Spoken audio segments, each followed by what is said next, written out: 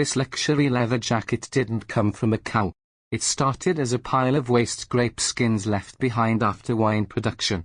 Every year, vineyards around the world discard millions of tons of grape pomace, the skins, seeds, and stems left after pressing grapes for wine. Instead of letting this waste rot, scientists discovered a way to transform it into high-performance vegan leather. First, the grape skins are collected and dried to remove moisture.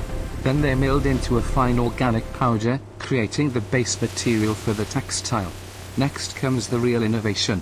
This grape powder is blended with bio-based polymers and recycled water, forming a flexible material that mimics the structure of natural leather. The mixture is spread into thin sheets and heat-cured, creating a durable fabric with a realistic leather-like grain. Finally, designers cut and stitch the material into fashionable vegan leather jackets that look and feel like premium leather. What started as vineyard waste is now becoming sustainable fashion, turning agricultural leftovers into high-end clothing.